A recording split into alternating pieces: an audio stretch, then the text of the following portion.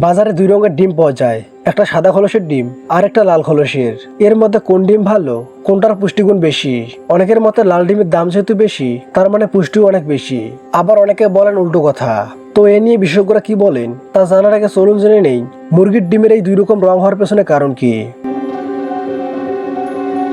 ডিমের রং মুরগির জাত ও জিনের উপর নির্ভর করে। সাধারণত সাদা পালকের মুরগির ডিম সাদা এবং গাঢ় রঙের পালকের মুরগির ডিম লাল হয়ে থাকে। বিশেষ করে সাদা লেঘন জাতের মুরগি বিভিন্ন রঙের হলেও তারা সবাই সাদা ডিম পারে। অন্যদিকে পুলমত বক্স বা রোড আইল্যান্ড মুরগিগুলো লাল ডিম পেড়ে থাকে। কিছু কিছু জাতের মুরগি সাদা হলেও লাল ডিম পারে। ডিমের খোসা রং বাদামি হয় মূলত মুরগির জরায়ুর মধ্যে থাকা সেল গ্ল্যান্ডের কারণে। মিশিগান স্টেট ইউনিভার্সিটির এক গবেষণায় জানানো হয়েছে সাধারণত একটি মুরগির ভেতরে ডিম তৈরি হতে প্রায় 26 ঘন্টা সময় লাগে। প্রথমে মুরগির গর্ভে ডিমের কুসুম তৈরি হয়, তারপর 3 ঘন্টা ধরে তৈরি হয় কুসুমের চারদিকে সাদা অংশ বা অ্যালবুমেন। এরপরে ডিমটি লেজের কাছাকাছি সেল গ্ল্যান্ডে চলে যায়। এখানেই তৈরি হয় উপরের শক্ত খোসা। এই খোসা তৈরি করতে সবচেয়ে বেশি সময় লাগে, প্রায় 20 ঘন্টার মতো। সব ডিমের খোলস শুরুতে সাদাই থাকে। ডিম তৈরির একেবারে শেষ মুহূর্তে যোগ হয় রং। মুরগির দেহে থাকা এক রঞ্জক পদার্থ থেকে এই রং তৈরি হয়। তবে যেসব ডিম সাদা হয় সেগুলোই রং যোগ হয় না।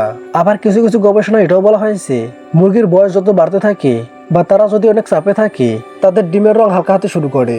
সাধারণত ডুয়েল ব্রিড অর্থাৎ যেসব মুরগির ডিম ও মাংস দুটি উৎপাদনের উদ্দেশ্যে পালন করা হয় সেগুলো লাল রঙের ডিম পারে। এসব মুরগি আকারে বড় হওয়ায় বেশি পরিমাণ খাবার দিতে হয়, ফলে ডিমের উৎপাদন করতে খরচ বেশি পড়ে। অন্যদিকে সাদা পালকের মুরগির প্রজনন খরচ কিছুটা কম, তারা বাদামি রঙের মুরগির চেয়েও কম খায়। এজন্য সাদা ডিমের দাম লাল ডিমের চেয়ে কিছুটা কম থাকে।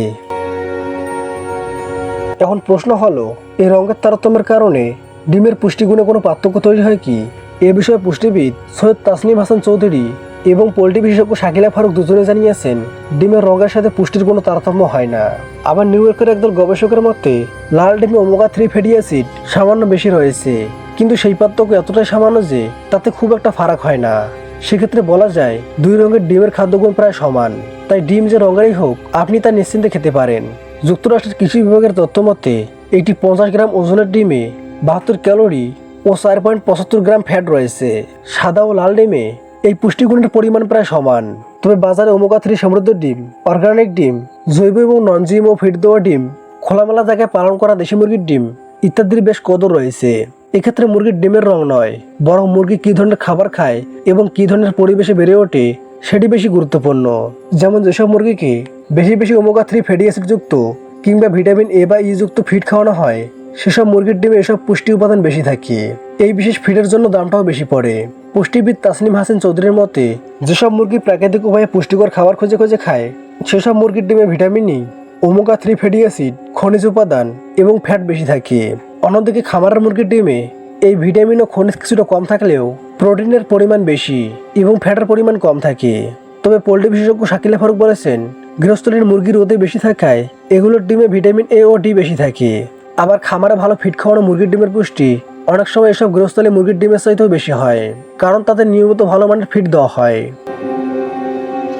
আবার ডিমের পুষ্টির সাথে ডিমের খোলসের রঙের কোনো যোগ না থাকলেও ডিমের কুসুমের রঙের একটা প্রভাব আছে। পুষ্টিবিদদের মতে যেসব ডিমের কুসুমের রং যত গাঢ়, ক্যারোটিন ও খনিজ উপাদানের মাত্রা তত বেশি, ওই ডিমের স্বাদও বেশি। ডিমের কুসুমের রঙও নির্ভর করে মুরগি কী খাচ্ছে তার উপর। ক্যারোটিনেট নামের একরকম রাসায়নিকের প্রভাবে ডিমের কুসুমের রং গাঢ় হয়। অনেক খামারে কুসুমের রং গাঢ় করতে মুরগিকে ক্যারোটিনেট জাতীয় ইনজেকশন দেওয়া হয়, কোথাও আবার লাল ক্যাপসিকাম খাওয়ানো হয়। যেহেতু ডিমের স্বাদ ও পুষ্টিগুণ মুরগির খাদ্যের উপর নির্ভর করে, তাই যেসব মুরগি সাদা ডিম দেয় এবং যেগুলো লাল ডিম পাড়ে তাদের সবাইকে একই ধরনের খাবার দিলে স্বাদে ও পুষ্টিতে তেমন কোনো পার্থক্য হবে না। আশা করি আপনারা সাদা ও লাল ডিমের পার্থক্য বুঝে গেছেন। ভিডিওটি থেকে কিছু জানতে পারলে একটি লাইক দিয়ে চ্যানেলটি সাবস্ক্রাইব করে দিন। ধন্যবাদ।